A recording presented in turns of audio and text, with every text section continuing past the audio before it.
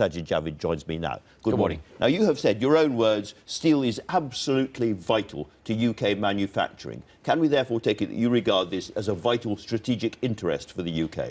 Yes, I do. It's absolutely vital. As I've said, it's vital for our economic security. I think it's vital for our national security. Frankly, I don't want to live in a country where we have to import all our steel, and that's why we've been clear we will do everything we can to keep steelmaking at Port Talbot and to help those workers. We'll get into lots and lots of detail, but before we do, this plant is going to stay open so long as you're Business Secretary. I will do everything I can to keep this plant open. Not quite the same thing, but... as we get into this, maybe we can talk some of the global challenges. There are some things that, frankly, the UK government cannot change. But there are a lot of tools that we've got in our box. We've been working on them for months and months. We've known about this kind of potential announcement for a while, and that work, I think, will pay off. When did you know that Tata Steel were going to close Port Talbot? Well, what we knew actually a few weeks ago, Tata had informed us that they were reviewing their entire steel business in the UK, and with regards to Port Talbot itself, they were actually considering closing it. That obviously would have been devastating had that happened, both at, obviously at the economic level, of course, but also, of course, at the human level. When I first heard that, my #1 priority, and of course this was all behind the scenes, it's very commercially sensitive, we couldn't say anything, was to work with Tata, whether in India, in the UK, and convince them that it's not in their interests as a responsible company, it's certainly not in our interests, and to allow an open sales process. And that's what we managed to achieve. So you presumably knew that this Tata board meeting in Mumbai just after Easter was the crunch moment. Why, therefore, were you in Australia? Well, what we actually knew was that it's an important meeting, but when they made their announcement, we didn't anticipate that they would go that far with the news that they wanted to value. The strength of the announcement and how far they went, particularly in terms of timing, what they said about timing at the time was much further than we expected, and that's why I turned around and came straight back, and my first visit was to Port Talbot. So, I mean, Stephen Kinnock, the local MP, for instance, says that everybody knew this was coming. Everyone knew this was the crunch moment. He went to Mumbai and is still confused about why you didn't go. Well, Stephen Kinnock and others, they wouldn't have been involved or known about even the discussions we've been having with Tata for weeks since we first heard about their concerns over Port Talbot. And that's why what we were anticipating was very different. But again, once we heard what they've said and how far they'd actually gone in their announcement, that's why we've seen... And you came back of your own volition. You weren't told to come back. Of course, my own volition. Any business trip I take, you always have to be ready to change your plans, and that can happen at a moment's notice, and that's exactly what I did here. So let's look at the time scale at the moment. Tata have said that this is a 4-week process, and within 6 weeks they would expect to actually close the steel mill. The electricity will be off, the workers will be out, the thing will be cooling down. It's a very, very tight time scale. Well, in terms of time scale, and that's why I was actually worried when I first heard about their announcement, but actually they haven't, as I've probed that and worked with them, they haven't quite said that. What they've actually said and got clarified from them is that they know it will take time. They know it's not just a matter of weeks. The weeks, when they talk about weeks, that's the period you would take to get so-called expressions of interest, so find out who out there is actually interested. Then it will take much longer after that to work out a deal. And that will, of course, be with Tata itself, but, of course, it would involve me and the government too. So there is going to be clearly a period of time, probably months, when people are trying to find a deal, some way of saving this, when you are. During that period of time, the company is losing £1 million a day. Tata want to get out. You can't stop them leaving, as it were. So there may be a period where you have to, as it were, temporarily nationalise the industry to keep it alive so that a buyer can come and buy it. Well, Tata have shown already they're a responsible company, they're a responsible seller, and I see the process over the next few weeks, of the next 3 or 4 months, I see it working like this. Tata will issue an offer document very soon.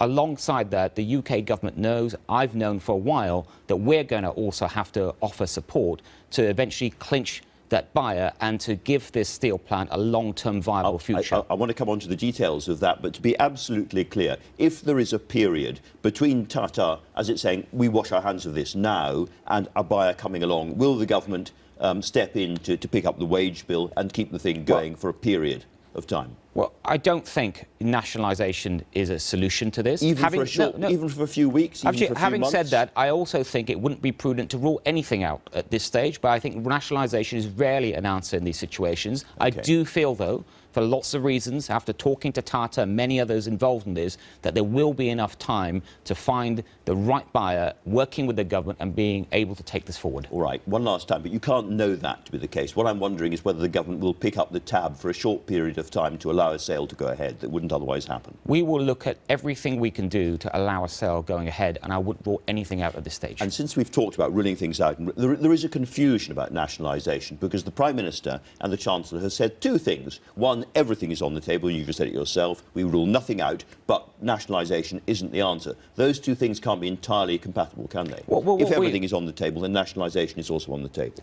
What we've said, what I've said, and the Prime Minister has said, is that when you look at situations like this, nationalisation is rarely the answer. You heard a moment ago from John McDonnell, and it seems to be that nationalisation is his priority. That's his plan. That's not our plan. Our plan is to find a commercial buyer. When you look at the best steel companies in the world, they are all privately run. Every steel company in Europe is privately run. Right. When you speak to the unions at Tata themselves, they know that their best hope for a long-term viable future is with a good commercial operator. That's right. Now, at the moment, we know of two potential buyers out there. We know of Liberty Steel, and they're talking, they've been very, very clear they would like to buy some of the more specialist steelworking plant up and down the country, but they're not so keen on the blast furnace. Would an offer which cherry-picked Tata's steel operation be acceptable to you? No, I don't think I can get into that detail now. What I want is I want to see steel making continuing in Port Talbot. Does that I want to protect as many furnaces, jobs as possible. I want to find a buyer for the whole of the business. Of course, there will be help that needs to be provided. Because we've been working on this for weeks, I've thought very carefully about the kind of help we can provide. And there's not much I can say about that, but I can give you a flavour. OK, well, I'd like you to, because Mr. Gupta, for instance, has talked quite interestingly about potential some kind of partnership whereby he buys the bits of the steel industry he wants, quite a lot of it, in fact, but the blast furnaces, or they may be changed to electric arc furnaces, they stay in public ownership for a bit. So there's a kind of a joint private-public deal going on, which allows the whole operation to continue. Would you be against that? Well, I'm not going to talk about any potential buyer. I think it's early days. Let's let Tata to put out their official document. Right. And then we will engage with any willing buyer, any serious buyer. And, of course, all these buyers, they will come up with sort of various combinations of things they'd like. And I've made our interest clear, which is to protect Port Talbot, protect as many jobs as we can and make it viable for the long term. But let me give you, I'm very happy to share with you the kind of things we've been looking at for weeks, which I think any buyer that comes along, they're going to want to look at what I've sort of have referred to internally as the 3 Ps. They're going to want to look at plant, they want to look at pensions, and they're going to also want to look at power supply. And it's clear, I mean, that's all the... Very good. I'd like to talk about all of those, yes. And those 3 issues, well, you're not going to get too much out of me on those issues because a lot of them will be commercially sensitive.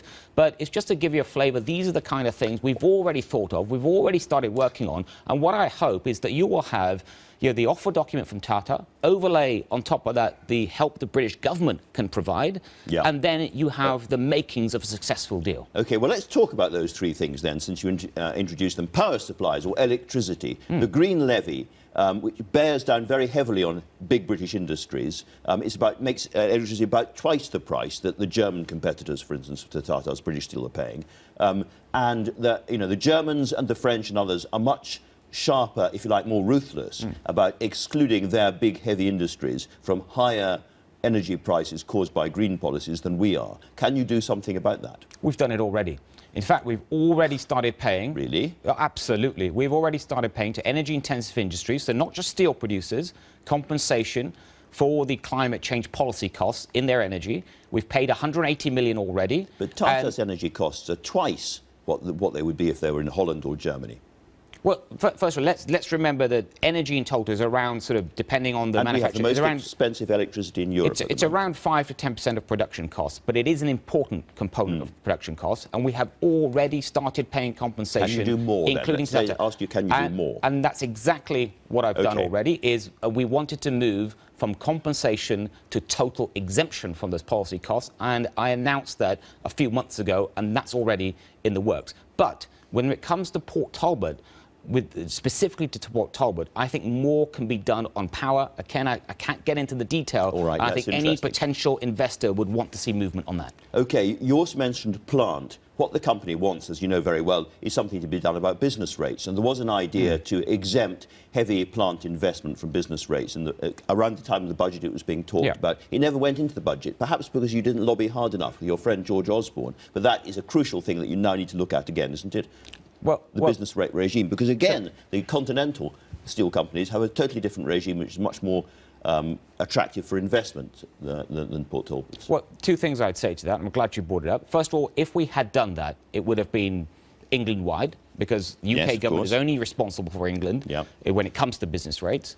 And the total cost would have been a couple of billion, but very little of that, very little would have gone to the steel industry. So it wouldn't have been well targeted, and I prefer a more targeted approach. But when it comes to Port Talbot, that's in the gift of the Welsh government, not the government sitting in London. OK, final point. Something everybody says is whether it's ThyssenKrupp or any of the other potential buyers, they're very put off by the huge pension problem, but the huge cost of the pension bill at Port Talbot, generally speaking. Again, could the government step in and, as it were, nationalise the pensions side of it to make the plant in every other way more attractive for a buyer? To be clear, I mean, no one's talking about nationalisation of pension schemes, but it is something I absolutely recognise is a challenge. I mean, this is a long-running pension scheme. It goes back to the British Steel days. It's an expensive scheme the way it was originally set up. And it's hugely important to retired workers, to the current workers, and we recognise that, so we don't want to do anything that would jeopardise them and what they expect from it. But it is an issue, and again, we've been looking at it, and I recognise it's one of these 3 Ps that we need to work on with a potential buyer. It's said that ThyssenKrupp, the German company, wants to buy the whole lot so that it can use the Dutch plant that Tata operate and close down Port Talbot. What would be your message to them this morning? Well, my message is clear to any buyer. What we want is steelmaking continues in Port Talbot just as it done for the last 100 years. And explain this buy British policy that's come out in the papers today. It seems to be a request to buy British, not an order, not an injunction. There's going to be no sanctions for people who choose to carry on buying Swedish or Chinese steel. First of all, there's a change in procurement rules that began months ago, and again, when people say, as I've heard in the last few days, say, look, this government hasn't done anything about this until now. I mean, we've been doing so much. We talked about energy compensation, procurement policies. We became the first of the EU 28 countries to change our procurement policies to allow for economic and social factors to be taken into account. What it does as a result, it makes it far, far more likely that when it comes to British purchases, your British government purchases in infrastructure, for example, that British steel will be used. And that's already been happening, by the way. When you look at National Rail, 99% of its steel is British. Crossrail, the biggest infrastructure project in Europe, 26 miles of track across London, all British steel. So that's if you like, that's the domestic side. But we both know the big picture is the huge quantity of underpriced, cut-priced, dumped Chinese steel. That's a big problem. Now, the Americans put up huge tariffs to protect their own steel industry. In Europe, we haven't done that, partly because the British government, you as it were, has been leading the charge against new tariffs on Chinese steel. That couldn't be further from the truth. There is so much misinformation about this, and I'm glad you've given me this opportunity I'm going to read you what Axel Eggert, who's head of the European Steel Association, says. The UK is the ringleader in a blocking minority of member states preventing a European Commission proposal on the modernisation of Europe's trade defence instruments. Yeah, and let me, as I said, there's so much misinformation about this, and I'm happy to clear it up. Is that true? That is misleading. It is absolutely misleading, and let me explain why. First of all, the UK has been the leader in getting more done when there is evidence of dumping and imposing tariffs. And where those tariffs... small specialist tariffs, but they're tiny compared to what the Americans do. Well, let's actually first look at what's been the result of those tariffs, where they've actually been introduced. If you look at Chinese wire rod, tariffs were introduced, imports down to virtually nil in the UK. If you look at stainless steel flat products, tariffs introduced, the imports down 90%. And just like a few months ago, the industry came to me about rebar, a particular product in particular from the steel sector, and they wanted tariffs imposed. I led the charge with Europe for that. But they were introduced just months ago. It's clearly nothing like enough. But compared, let's think about that. Compared to last year, this time last year, imports of rebar from China down 99%. So the tariffs... So they work, and we need more of it. The tariffs that have been introduced are working. What I do agree with is that the EU can work faster in its investigations. And we must help the EU to raise tariffs against dumping. Where there's evidence of dumping, absolutely, they should be using the tariffs. Policy. That no, means it doesn't, change in and direction. that's where the misinformation is.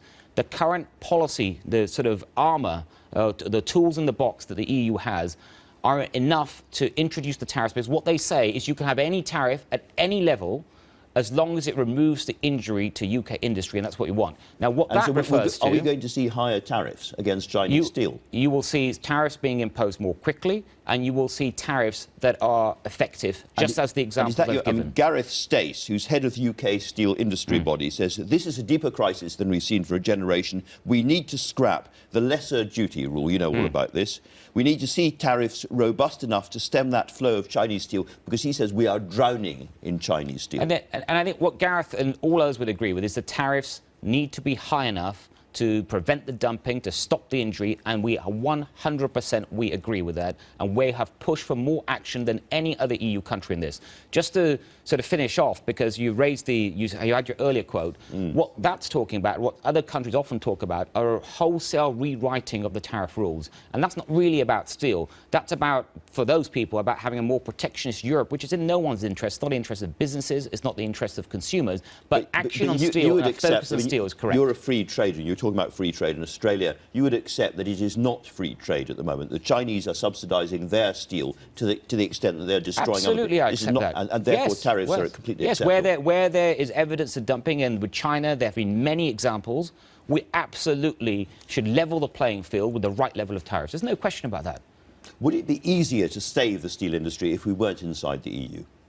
Then No. we could have our own. No, actually, if you listen to the industry itself, the UK Steel is the industry body, the head of that industry. I think you just mentioned him, Gareth Stace, just said that a couple of days ago, because some people were suggesting that's the case. I don't know where that idea comes from, but he wanted to make it clear and said that he said that's just a distraction, and if Britain actually left the EU, the steel industry, and he believes more widely industry, would be worse off. I was rereading your statement about why you were a Remain supporter, and I don't think I've ever read a more grudging kind of self-lacerating assessment of why a politician's doing something. You said you don't like Europe, you don't like being part of it. If we were starting now, we should certainly not join it. But on balance, agonising, a bit like Jeremy Irons, I suppose, it's just about better to stay.